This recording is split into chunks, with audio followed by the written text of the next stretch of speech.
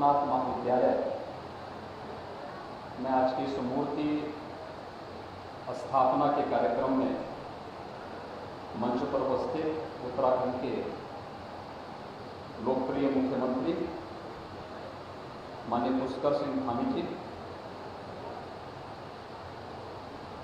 पूर्व मुख्यमंत्री और गढ़वाल संसदीय क्षेत्र से लोकप्रिय सांसद माननीय श्री तीरथ सिंह रावत जी,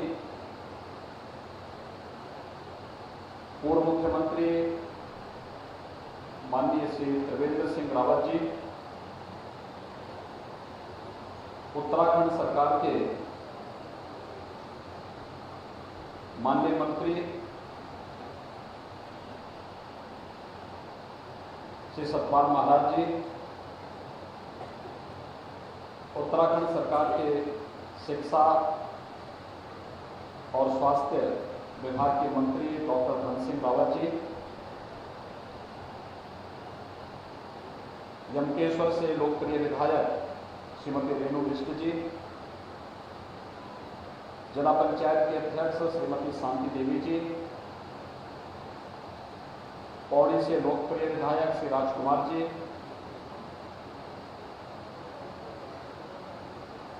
परमार्थ निकेतन ऋषिकेश से परमाध्यक्ष पूज्य स्वामी चिदानंद सरस्वती जी महाराज,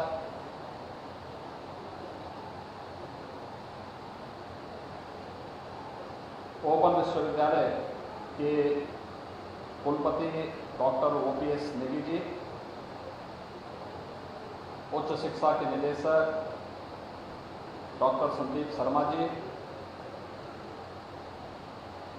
उच्च शिक्षा विभाग से जुड़े हुए सभी अधिकारीगण, महाविद्यालय के प्राचार्य और मंच पर उपस्थित सभी महानुभाव और उपस्थित सभी उत्तराखंड के मेरे भाइयों बहनों, मैं देवभूमि को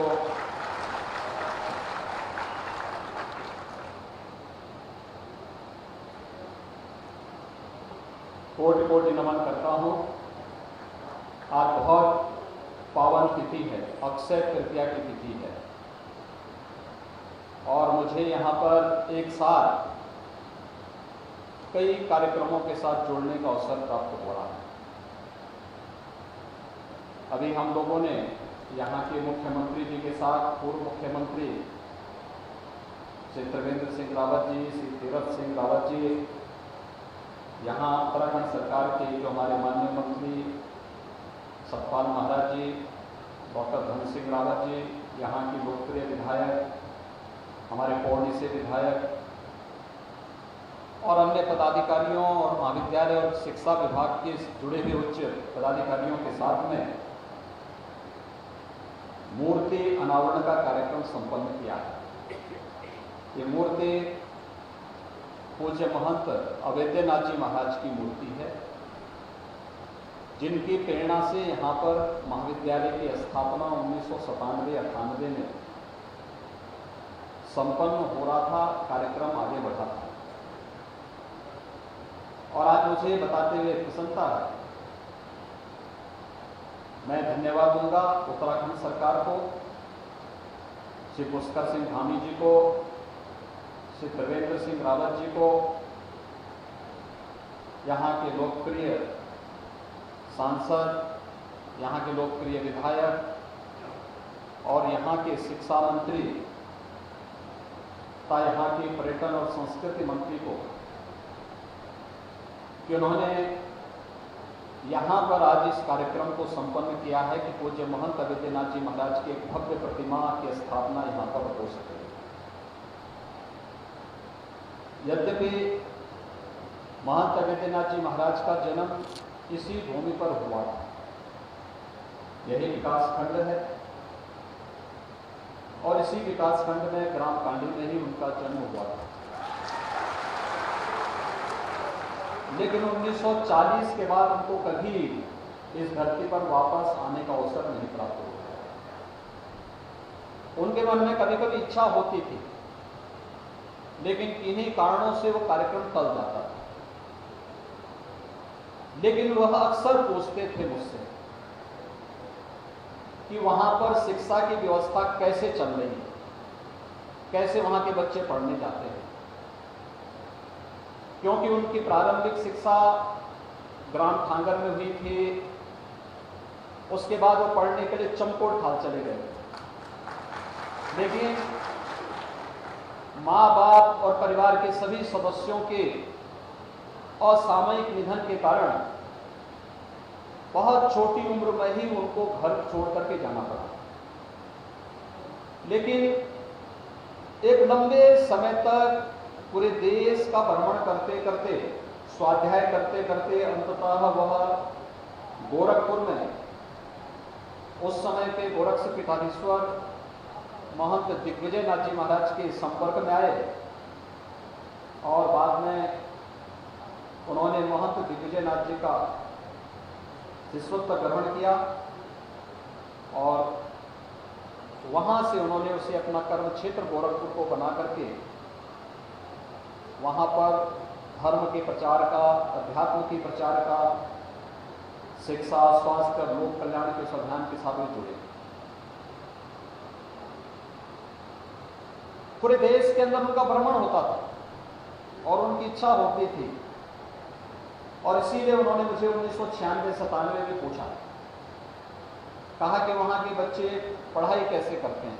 मैंने उनको बताया कि वहाँ पे कुछ जगह इंटर कॉलेज हैं, लेकिन डिग्री कॉलेज कोटद्वार और इसी के बीच में कहीं नहीं है। उन्होंने कहा देखो, अगर हो सके तो वहाँ एक डिग्री कॉलेज जरूर होना।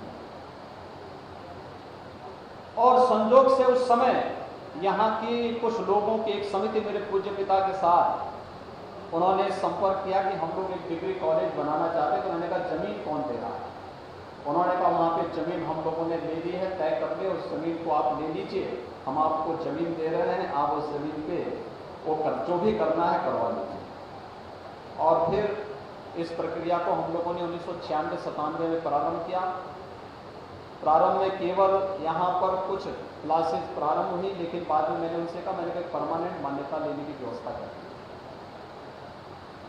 उत्तराखंड सरकारों में आवागमन, कभी सरकार आती थी, कभी दूसरी सरकार आती थी, ये कार्यक्रम बाधित होता गया। लेकिन 2005 के बाद यहाँ पे नियमित कक्षाएं प्रारंभ हुई और आज मुझे बताते हुए प्रसन्नता है कि महाविद्यालय के लिए जो जमीन ली गई थी उसी जमीन में यहाँ की तहसील भी बनी थी और तहसील के बाद महाविद्यालय भी यहाँ पर प्रारंभ हो चुका है।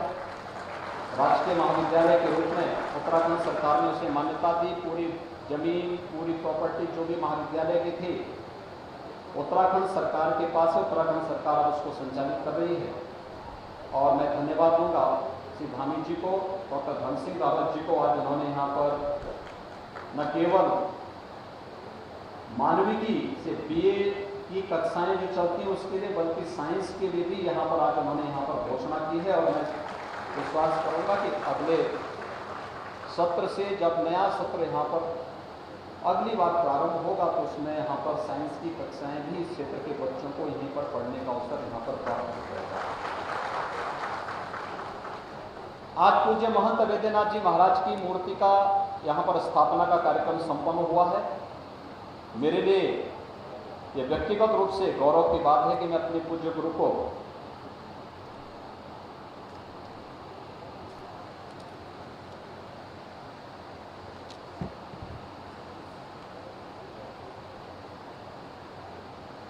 उनकी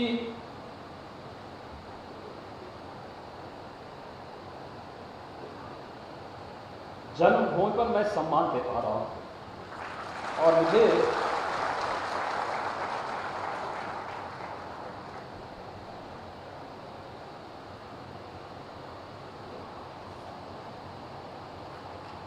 इस कार्यक्रम में उत्तराखंड सरकार ने बुलाया।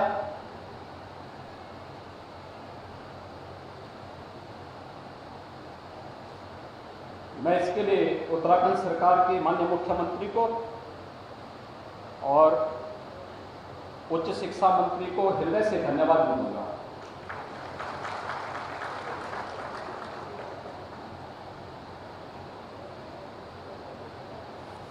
भाइयों बहनों, आज मेरे लिए और भी गौरव का विषय है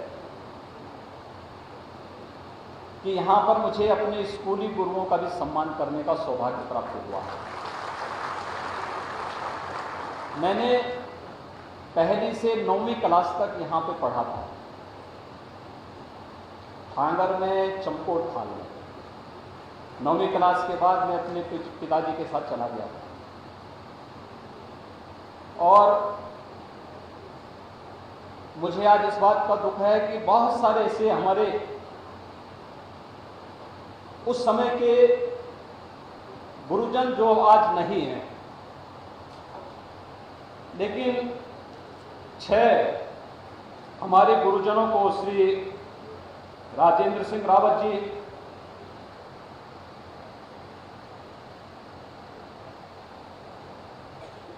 श्री रघुवीर सिंह नेगी जी, श्री राजेंद्र सिंह भंडारी जी, श्री महिमानंद बमरा जी, सत्य प्रकाश बड़थवाल जी, श्री हरिप्रसाद उनियाल जी, इन 6 गुरुजनों को यहाँ पर आज मंच पर मुझे सम्मान करने का अवसर प्राप्त हुआ है। मुझे केवल उत्तराखंड के नौजवानों से एक बात कहनी है। मैं देख रहा था, मैं बहुत बार देखता हूँ, सुनता हूँ, और त्रिवेंद्र जी ने जब यहाँ पर मुख्यमंत्री थे उस समय यहाँ पर एक उत्तराखंड का उन्होंने एक आयोग भी बनाया था, पलायन आयोग बनाया था। और मुझे उस समय इस बात को लेकर के खासतौर पर इस बात की चिंता होती थी कि आखिर उत्तराखंड से लोग पलायन क्यों कर रहे हैं। यहां पर जितनी अच्छी शिक्षा है, जितना अच्छा माहौल है पठन पाठन का, जितना प्राकृतिक सौंदर्य है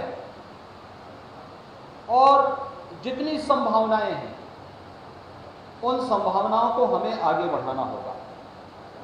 और मुझे लगता है कि यहाँ का युवा जहाँ कहीं जाएगा वो अपनी प्रतिभा का लोहा अवश्य मनवाएगा, लेकिन उसे विश्वास होना चाहिए अपने आप पर। हम लोगों ने भी यहीं पर रहकर पढ़ा है, यहीं पर रह के जाना है, कोई अतिरिक्त व्यवस्था के साथ हम लोग नहीं जिए थे। लेकिन आज जो कुछ भी हम लोग कर रहे हैं, जब अच्छी सरकारें आती हैं तो लोक जीवन में व्यापक परिवर्तन का आधार भी बनती है। आपने देश के अंदर परिवर्तन देखा होगा 2014 के बाद, कैसे पूरा देश आज चलता हुआ दिखाई दे रहा है, कैसे पूरे देश के अंदर एक नई ओज है, एक नया तेज है, लोगों के मन में एक नया उत्साह है। कारण है देश के अंदर प्रधानमंत्री मोदी जी के नेतृत्व में ये देश फिर खड़ा हो चुका है। देश नई अंगड़ाई के साथ आगे बढ़ रहा है और बार बार प्रधानमंत्री मोदी जी भी जब उत्तराखंड आते हैं, एक बात के लिए आप सबको बार बार कहते हैं कि हमें अपने आप को समझना होगा। उत्तराखंड का पानी भी और उत्तराखंड का जवानी भी पूरे देश के काम आता है। और खास तौर पर मैं जब यहाँ उत्तराखंड से गया था तब ये उत्तर प्रदेश का ही हिस्सा था। तो मुझे लगता है कि सन 2000 के पहले के जो लोग हैं वे सब भी उत्तर प्रदेश के ही वासी हैं। मूल रूप से जन्म उनका उत्तर प्रदेश में हुआ है, उनका जो मूल सर्टिफिकेट होगा उसमें उत्तर प्रदेश ही लिखा होगा। उसके बाद जिनका जन्म हुआ होगा वे लोग अपने को अपने नाम के आगे उनका उत्तराखंड लिखा जा रहा होगा। लेकिन उत्तर प्रदेश और उत्तराखंड विकास में मिलकर के बहुत अच्छा काम कर सकते हैं और मैं इसके लिए आप सबको हृदय से अभिनंदन करूंगा कि अभी हाल ही में विधानसभा का चुनाव संपन्न हुआ है और आप सब ने प्रधानमंत्री मोदी जी के आह्वान पर श्री पुष्कर सिंह धामी जी के नेतृत्व में फिर से भारतीय जनता पार्टी की लोकप्रिय सरकार के गठन में अपना योगदान दिया। भारतीय जनता पार्टी को प्रचंड बहुमत के साथ उत्तराखंड के अंदर सरकार बनवाने में अपना योगदान दिया। आज सरकार यहाँ पे कार्य कर रही है। मूर्ति यहां पर चुनाव के पहले ही स्थापित हो गई थी, लेकिन समय न मैं दे पा रहा था और न ही कार्यक्रम बन पा रहे थे। कोरोना का भी इस सदी की सबसे बड़ी महामारी से हम लोग उभरे हैं और उस बड़ी महामारी के दौरान आपने देखा होगा बहुत सारे लोगों ने अपने प्रियजनों को खोया है, लेकिन कोरोना प्रबंधन भारत का दुनिया के अंदर सबसे बेहतरीन रहा। प्रधानमंत्री मोदी जी के नेतृत्व में फ्री टेस्ट, फ्री में ट्रीटमेंट, फ्री में टीका, फ्री में राशन, हर जरूरतमंद बीमारी, कोई भी बीमारी होती थी, महामारी कोई भी होती थी दुनिया के अंदर, सदी की पुरानी महामारियों के इतिहास को अगर आप देखेंगे, एक बात रही है कि जितनी मौतें बीमारी से होती थी उससे कई गुना मौतें उसके बाद उसके साइड इफेक्ट से होती थी। साइड इफेक्ट का मतलब भूखमरी से होती थी, या उसके बाद जो कमजोरी आती थी, जो तमाम प्रकार की विकृतियां आती थी, उससे ज्यादा मौतें होती थी। पहली बार है जब सरकार ने बीमारी की रोकथाम के लिए भी प्रभावी व्यवस्था की, फ्री में टेस्ट की व्यवस्था की, फ्री में उपचार की व्यवस्था की, फ्री में वैक्सीन का व्यवस्था की। देश के अंदर फ्री में वैक्सीन, उत्तराखंड में तो सभी लोगों को डबल डोज लग चुका है और कितना बड़ा रक्षण का कार्यक्रम, टीका अनुरक्षण का कार्यक्रम देश के अंदर चला है। उत्तर प्रदेश में हम लोग 31.5 करोड़ वैक्सीन की डोजेज अब तक वहां के लोगों को दे चुके हैं। फ्री में, सब कुछ फ्री में उपलब्ध करवाया गया। अगर कोई सरकार लोकप्रिय सरकार नहीं होती, संवेदनशील सरकार नहीं होती, क्या इतना बड़ा काम हो पाता? नहीं हो पाता। एक संवेदनशील सरकार यही होती है और मुझे लगता है ये संवेदनाएं हम सबको इस बात के लिए सदैव प्रेरित करती हैं कि हमें भी सरकार के इस मिशन में टीम के साथ मिलकर के काम करना होगा।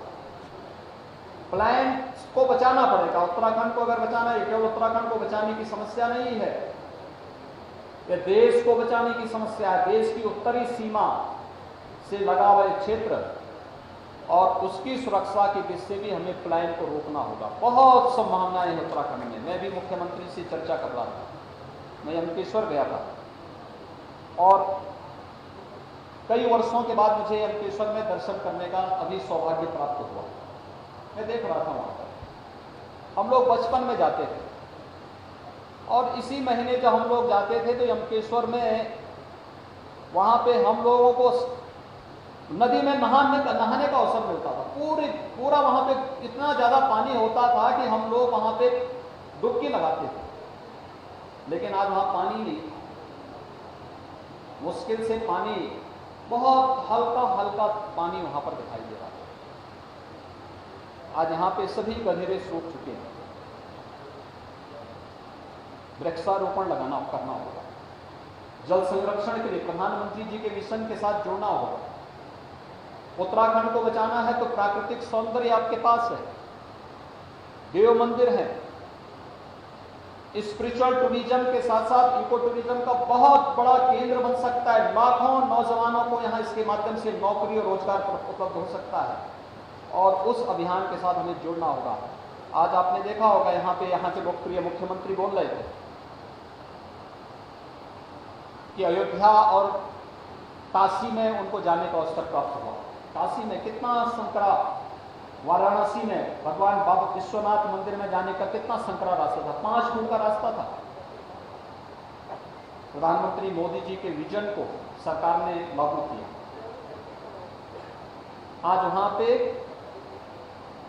केवल मंदिर कैंपस में ही, जहां पर 50 लोग इकट्ठा नहीं हो सकते थे, आज वहां पर 5 लाख श्रद्धालु एक दिन में आ जाए तब भी कोई समस्या नहीं खड़ी होने वाली है। इतना अच्छा गलियारा बना दिया गया है, इतना अच्छा स्थान बना दिया गया है और प्रतिदिन काशी विश्वनाथ मंदिर में 1 लाख श्रद्धालु दर्शन करने के लिए वर्तमान में आ रहा है। 1 लाख श्रद्धालु। अयोध्या में राम मंदिर का निर्माण हो रहा है। राम मंदिर का निर्माण जब हो जाएगा, अयोध्या में भी प्रतिदिन 1.5 से 2 लाख से कम श्रद्धालु नहीं आने वाला है। ये केवल श्रद्धालु नहीं आता है, और श्रद्धालु अपने साथ तमाम रोजगार लेके आता है। होटल चलेंगे, टैक्सी चलेंगी, गाइड का काम होगा, दुकानें चलती हैं, कोई फूल माला की दुकान लगाता है, कोई स्थानीय वस्तुओं की वहाँ पे मार्केट सजाता है, कोई वहाँ पर होटल्स का संचालन करेगा, कोई गाइड का काम करेगा, कोई रेस्टोरेंट चलाएगा, तमाम अन्य गतिविधियां वहाँ पर संचालित होती हुई दिखाई देंगी। और एक टूरिज्म इतना माध्यम है, इतने लोगों को रोजगार और नौकरी के साथ जोड़ देगा।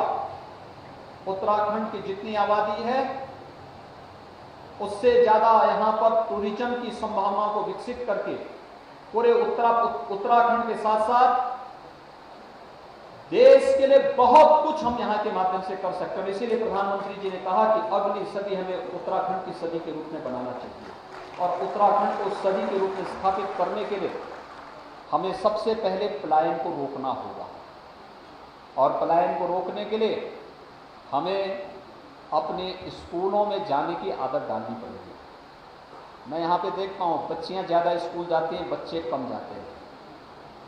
वो थोड़ा बड़ा होता है वो भाग जाता है, कहीं और जगह काम ढूंढता है। लेकिन पढ़ाई पूरी तन्मयता के साथ करिए, दुनिया आपको प्रतिभा का लोहा मानेगी। अपने गुरुजनों पर विश्वास करिए, अपने बड़ों की कमियों को मत देखिए, अच्छाई को देखिए।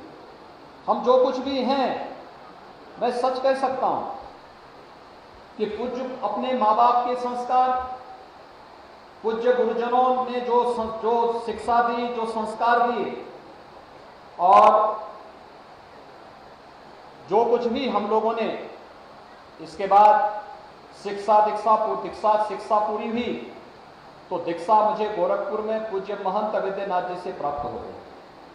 बहुत दिव्य अलौकिक संत थे, और ये सौभाग्य है इस क्षेत्र के लोगों का कि महंत अविद्यनाथ जी जैसा संत इस धरती पर पैदा हुआ, और उनके सानिध्य में मुझे वहाँ पर आगे अपना कार्यक्रम आगे बढ़ाने का अवसर प्राप्त हुआ। और पूज्य महंत अविद्यनाथ जी के सानिध्य में मैंने व्यावहारिक जानकारी ली, लेकिन व्यावहारिक जानकारी के बाद सामाजिक जानकारी हमारी क्या होनी चाहिए, समाज की बारे में हमारी सोच क्या होनी चाहिए, ये मेरा सौभाग्य है प्रधानमंत्री मोदी जी के रूप में एक यशस्वी नेता भी हमें प्राप्त हुए। और आज आप देख रहे होंगे उत्तर प्रदेश, जिसके बारे में लोग कहते थे कि ये कभी सुधरेगा नहीं, जिसके बारे में लोगों ने मान लिया था कि यहाँ दंगे कभी समाप्त नहीं होंगे, यहाँ पे गुंडागर्दी कभी समाप्त नहीं हो सकती, ये कभी विकास नहीं कर सकता। आज देश के अंदर विकास की दौड़ में अग्रणी राज्य के रूप में उत्तर प्रदेश बढ़ रहा है। आज गुंडागर्दी एकदम समाप्त हो गई है, कोई गुंडागर्दी नहीं है। मैं आज लखनऊ से लगभग 1 बजे के आसपास चला हूं, और 1 बजे के आसपास मैं इसलिए भी चला, मेरे पास यद्यपि यहाँ से एक ऑफर आया था कि आज पवित्र धाम गंगोत्री और यमुनोत्री के कपाट खुलना है, तो वहाँ का दर्शन, मेरी इच्छा थी, अक्षय तृतीया का पावन अवसर भी था। लेकिन आज अक्षय तृतीया थी, भगवान परशुराम की जयंती भी है, लेकिन ईद भी था, तो कहीं कोई उपद्रव न हो, शांतिपूर्ण ढंग से सारे कार्यक्रम संपन्न हो। मैं इसलिए 1 बजे तक स्वयं लखनऊ में रहा, और लखनऊ में आपने देखा होगा 25 करोड़ की आबादी का उत्तर प्रदेश, उत्तर प्रदेश में कहीं सड़क पे नमाज नहीं पढ़ी गई, कहीं नहीं। सड़कें हमारी आवागमन के लिए होनी चाहिए। सड़क हम इस प्रकार के किसी आयोजन के लिए, और मैं कहूंगा, मैं सभी से अपील करूंगा कि व्यक्तिगत आस्था का सम्मान होना चाहिए। और मैं तो एक धार्मिक व्यक्ति हूं, मुझसे ज्यादा आस्था के बारे में कौन समझ सकता है, लेकिन आस्था का सम्मान ऐसा नहीं होना चाहिए कि हम लोग अपनी आस्था के सामने आम जन की समस्याओं को नजरअंदाज कर दें, कभी नहीं हो सकता। और लोकतंत्र की जब हम बात करते हैं तो लोकतंत्र में जनता को जनार्दन के रूप में माना गया है। जनता जनार्दन की सेवा करना हमारा दायित्व बनता है और मैं इस बात को बार बार कहता हूं कि उसको असुविधा नहीं होनी चाहिए, कभी नहीं होनी चाहिए। आपकी आस्था है, आप अपनी आस्था का सम्मान अपने घर में करिए, अपने अंदर करिए। आस्था अंतःकरण का भाव होता है और हर एक की आस्था का सम्मान होना चाहिए। हम हर एक पर्व और त्यौहार को शांतिपूर्ण सौहार्दपूर्ण तरीके से मनवाने की पक्षधर हैं, हर एक का सम्मान इस मामले में करेंगे। लेकिन आस्था के नाम पर भावनाओं के साथ खिलवाड़ करने और जन भावनाओं के साथ खिलवाड़ करने की छूट भी किसी को नहीं दी जानी चाहिए। और इस कार्य को आज उत्तर प्रदेश के अंदर किस रूप में संपन्न हुआ है। सारे कार्यक्रम बहुत अच्छे ढंग से हो रहे हैं। आपने एक और उत्तर प्रदेश के अंदर देखा होगा, ये जितने अनावश्यक माइक होते थे, जगह जगह शोरगुल करते थे, सब उतर रहे हैं। 1 लाख माइक अब तक उत्तर प्रदेश के अंदर उतर चुके हैं। 1 लाख से अधिक माइक, कोई शोरगुल नहीं हो रहा है। आप कोई धर्मस्थल है, उसके बगल में कोई विद्यार्थी अपनी परीक्षा की तैयारी कर रहा है, अनावश्यक शोरगुल में उसकी पढ़ाई बाधित नहीं होगी। कोई बीमार व्यक्ति है, उसके स्वास्थ्य पर प्रतिकूल असर नहीं पड़ेगा। कोई नवजात शिशु है, उसके स्वास्थ्य पर प्रतिकूल असर नहीं पड़ेगा। ये तो पता लगता है इतनी, यानी बजाने वाले को भी नहीं सुनाई पड़ता है कि क्या बोल रहा है वो माइक, लेकिन चिल्लाए जा रहे हैं। आज 1 लाख से अधिक माइक उत्तर प्रदेश के अंदर उतर चुके हैं। कहीं कोई विवाद आप नहीं देख रहे हैं, कोई विवाद नहीं। इसका 2 कार्य है, एक संवाद और दूसरा जो लोग संवाद से नहीं मानेंगे तो उसको कानून से मनवाएंगे। तो दोनों से मनवाने का तरीका हम लोगों ने उत्तर प्रदेश के अंदर अपनाया है और आज वही कारण है कि लोकतंत्र की इन भावनाओं के साथ साथ विकास की जिस प्रक्रिया के साथ हम आगे बढ़े, प्रधानमंत्री मोदी जी के मार्गदर्शन में, उनके नेतृत्व में तेजी के साथ बढ़ता हुआ यह कार्य है। मैं धन्यवाद दूंगा अपने यहाँ के उत्तराखंड के मुख्यमंत्री श्री पुष्कर सिंह धामी जी को। पुष्कर सिंह धामी जी आज यहाँ पर कल ही उत्तराखंड में चंपावत में उपचुनाव होना है और मुख्यमंत्री जी स्वयं वहाँ के प्रत्याशी हैं। और जब चंपावत गए तो वहाँ उन्होंने गुरु गोरखनाथ मंदिर में दर्शन किया। मैंने कहा भी यार देखिए, सौभाग्य है कि गुरु गोरखनाथ मंदिर का आपने वहाँ दर्शन किया।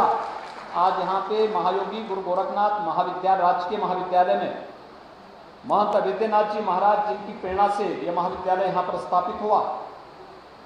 इस महाविद्यालय के कार्यक्रम में आपके साथ मुझे भी आने का सौभाग्य प्राप्त हुआ है और एक प्रकार से चंपावत के प्रचार का शुभारंभ भी है। चंपावत में माननीय मुख्यमंत्री जी के चुनाव प्रचार का शुभारंभ है।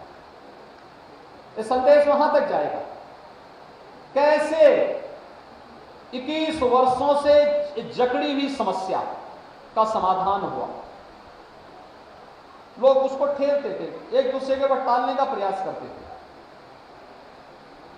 इसकी शुरुआत त्रिवेंद्र सिंह जी ने किया था कि उत्तर प्रदेश और उत्तराखंड से जुड़ी हुई जितनी समस्याएं थी, उत्तराखंड बनने के बाद बहुत सारे मामले ऐसे थे जो आपस में सुलझे रह गए थे, लेकिन हम लोग समस्या को एक दूसरे के ऊपर धकेलने का प्रयास नहीं करते।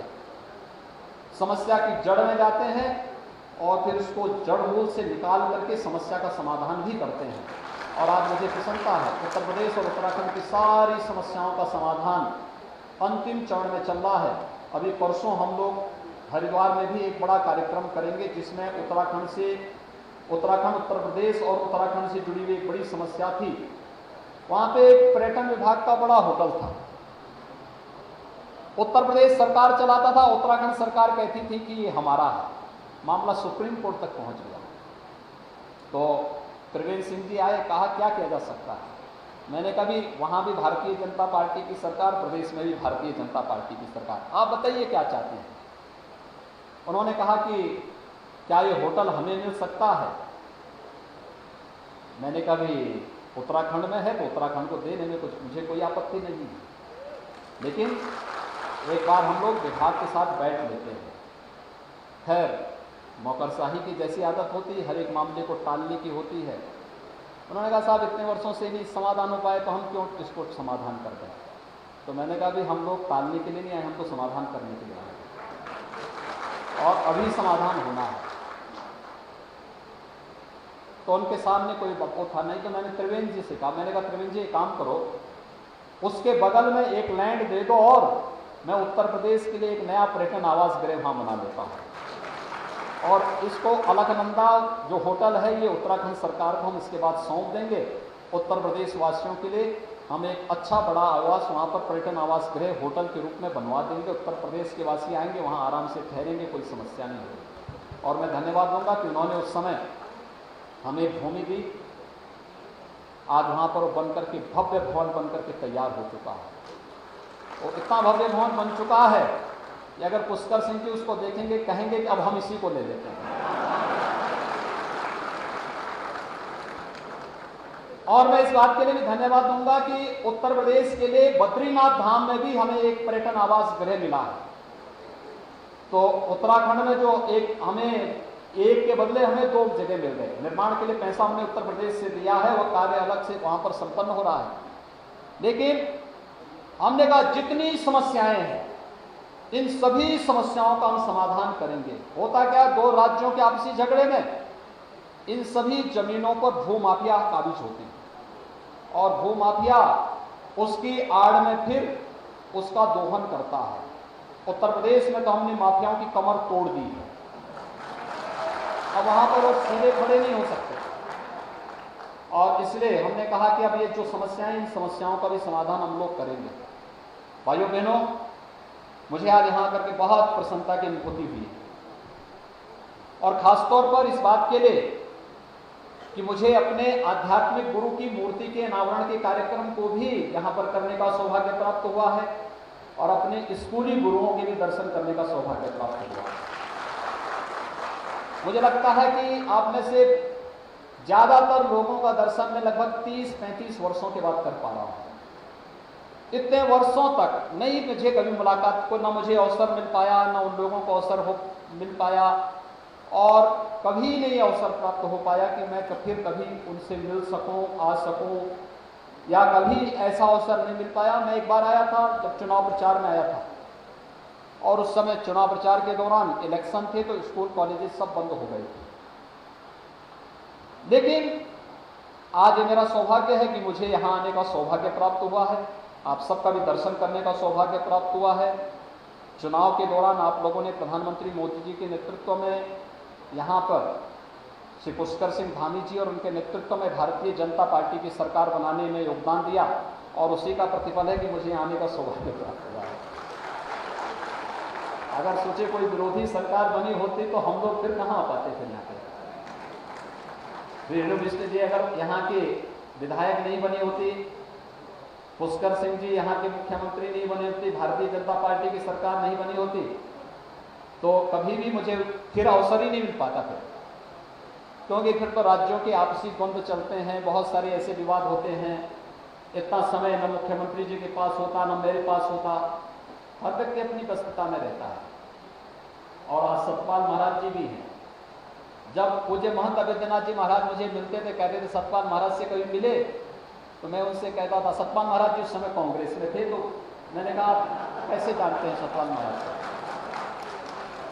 तो उन्होंने कहा भी सतपाल महाराज जी मेरे बहुत प्रिय है। मैंने कहा कैसे? कहा कि एक बार कुंभ में उन्होंने मुझे क्या बाड़ी और हांडू और बाड़ी खिलाया था।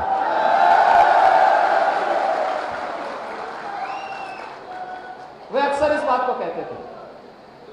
और मैं गोरखपुर में कभी नहीं बना पाया, कभी भी हम लोग वो नहीं कर पाए, लेकिन वे अक्सर मुझे कहते सतपाल महाराज ने मुझे कुंभ में बाड़ी और फांडू और बाड़ी खिलाया।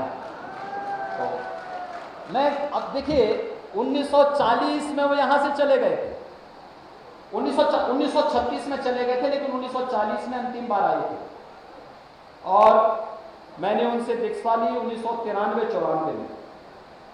लेकिन जब 1996 के कुंभ में या उसके बाद किसी कुंभ में सतपाल महाराज जी से उनकी मुलाकात हुई और सतपाल महाराज जी से जब मुलाकात होने के बाद महाराज जी कहीं भी रहे होंगे, लेकिन धार्मिक और आध्यात्मिक रूप से सदैव उनका जुड़ाव रहा है, उनका सानिध्य सदैव मिलता रहा है और हमेशा एक अपनत्व का भाव उनका सदैव बना रहा है। वो अक्सर कहते थे इस बारे में। आज मुझे याद आया जब महाराज मंच पे थे तो उन्होंने मुझे कहा कि मैंने महाराज को एक महीने का, वो अक्सर कहते थे इस बारे में कि सतपाल महाराज ने मुझे ये खिलाया था और मुझे अच्छा लगा। बहुत दिनों के बाद मैंने वो चीज़ खाई है जो मैं बचपन में खाता था। देखिए, ये हमारी परंपरागत डिश है, इसकी बड़ा महात्मा है। मैं पिछली बार केदारनाथ आया था तो केदारनाथ में उस समय उत्तराखंड के सभी चीजें मुझे त्रिवेंद्र सिंह जी ने खिलाई थी। और केदारनाथ में हम लोगों को लगभग 26 घंटे लगभग रुकने का अवसर प्राप्त हुआ था। हम जैसे गए वैसे वहाँ मौसम खराब हो गया और मौसम खराब होने के बाद फिर हम लोग वहाँ रहे। बहुत आनंद रहा उत्तराखंड में, केदारनाथ धाम में, बद्रीनाथ धाम में भी हम लोग गए। बहुत सारी जगह वहाँ पर हम लोगों ने वहाँ पर उस समय दर्शन भी किए, पूरा देखा वहाँ पर। और मैं व्यक्तिगत रूप से यहाँ पर धन्यवाद दूंगा श्री धन सिंह रावत जी को। डॉक्टर धन सिंह रावत जी का एक बहुत आत्मीयता का भाव सदैव बना रहा। उच्च शिक्षा में पिछली बार भी उन्होंने बहुत अच्छे कदम उठाए थे और सचमुच भारतीय जनता पार्टी के संगठन मंत्री के रूप में उन्होंने यहाँ काम किया। काम करने के बाद विधायक के रूप में चुने गए, फिर मंत्री के रूप में चुने गए। मुझे हरिद्वार में उनके एक उच्च शिक्षा के कार्यक्रम में आने का अवसर प्राप्त हुआ था और कैसे हम लोग जमीनी धरातल पर उतर करके अपनी स्कूली शिक्षा को व्यावहारिक स्वरूप कैसे प्रदान कर सकते हैं, यह कार्य उन्होंने अपने पिछले कार्यकाल के दौरान ही प्रारंभ कर दिया था। और आज यहाँ पर इस महाविद्यालय में आने का मुझे तो काफ़ी दिनों के बाद अवसर प्राप्त हुआ है, लेकिन इस महाविद्यालय के स्वरूप को बनाने में व्यक्तिगत रुचि लेने के लिए यहाँ के प्रधान प्राचार्य, यहाँ के जो आचार्यगण शिक्षकगण हैं, यहाँ के जो अन्य कार्मिक हैं, उनको जो उनका सानिध्य मिलता है, उच्च शिक्षा विभाग के अधिकारियों का सानिध्य प्राप्त होता है, वो अत्यंत अभिनंदनीय है। और इन लोगों की हार्दिक इच्छा थी कि यहाँ पे जब त्रिवेंद्र सिंह जी मुख्यमंत्री थे तो उन्होंने पूज्य महाराज की मूर्ति का यहाँ पर स्थापना के कार्यक्रम का संकल्प लिया था और मैं देखा सचमुच बहुत भव्य प्रतिमा बनी है, बहुत भव्य प्रतिमा। यही ऐसी प्रतिमा मैंने गोरखपुर में बनाई थी पूज्य महाराज जी की और मैं देखा सचमुच वही एक जैसी है, कोई अंतर नहीं है। जैसे गोरखपुर में पूज्य महाराज जी की समाधि स्थल में जो मूर्ति है उसमें और इस महाविद्यालय में स्थापित इस मूर्ति में कोई अंतर नहीं है। और मुझे लगता है कि आज सचमुच उनकी आत्मा को शांति मिल रही होगी इस बात की कि वे स्वयं भौतिक रूप से 40 के बाद यहाँ नहीं आ पाए, क्योंकि इसके बाद लगभग 74 वर्षों तक वे जीवित थे। यानी जब यहाँ से गए 2014 में उनको ब्रह्मलीन हुए थे, 1940 से 2014 तक मेरी इच्छा थी अंतिम समय में उनको लाने की यहाँ पर, लेकिन उनका स्वास्थ्य अचानक, जब भी मैं कार्यक्रम बनाता था स्वास्थ्य कुछ खराब होता था। हो सकता है विधाता को इस मंजूर नहीं था और अक्सर स्वास्थ्य उनका खराब होता था। कोटद्वार में तो आए थे, कोटद्वार में जब खंडूरी जी सांसद थे उन्होंने देवी मंदिर के कार्यक्रम में महंत जी को बुलाया था और वे पूछते थे, देखिए इतनी याद उनको अब भी थी, उस समय भी थी, 2013 तक 14 के प्रारंभिक उसमें तक तो पूछते थे वहाँ पर क्या के बारे में कि भाई वहाँ वो थल नदी भी था, चमकोट खाल के बारे में पूछते थे, यमकेश्वर के बारे में पूछते थे कि यमकेश्वर में भी एक मेला लगता था। कितना पुराना मेला है यमकेश्वर का। महंत अवेद्यनाथ जी महाराज ने 1936 में ये क्षेत्र छोड़ दिया था, लेकिन तब भी उनको याद थी कि यमकेश्वर में मेला लगता था। यानी छोटी छोटी चीजों के बारे में उनको सारी जानकारी थी और लेकिन उनको आने का अवसर प्राप्त नहीं हुआ, तो भौतिक रूप से नहीं आ पाए। लेकिन आज उनकी प्रतिमा यहाँ पर इस भव्य रूप में उत्तराखंड सरकार ने स्थापित किया है। मैं इसके लिए उत्तराखंड सरकार को, यहाँ के माननीय मुख्यमंत्री जी को, डॉक्टर धन सिंह रावत जी को, माननीय सतपाल महाराज जी को और उनके सभी सहयोगियों को मैं हृदय से इसके लिए धन्यवाद दूंगा कि उन्होंने पूज्य महाराज जी को यहाँ पर सम्मान दिया और मेरे स्कूली शिक्षकों को, जो मेरे स्कूली गुरुजन थे, उनसे मुझे बहुत दिनों के बाद यहाँ पर मुलाकात करने का सौभाग्य उन्हें दिया है। मैं एक बार फिर से आप सबका हृदय से धन्यवाद देता हूँ कि आपने उत्तराखंड के अंदर एक लोकप्रिय सरकार का गठन किया है और इस लोकप्रिय सरकार के कारण आज मुझे यहाँ पर आने का अवसर प्राप्त हुआ है। और मैं विश्वास व्यक्त करता हूँ कि उत्तर प्रदेश और उत्तराखंड से जुड़ी हुई जितनी समस्याएं हैं, इन सभी समस्याओं का हम समाधान समयबद्ध ढंग से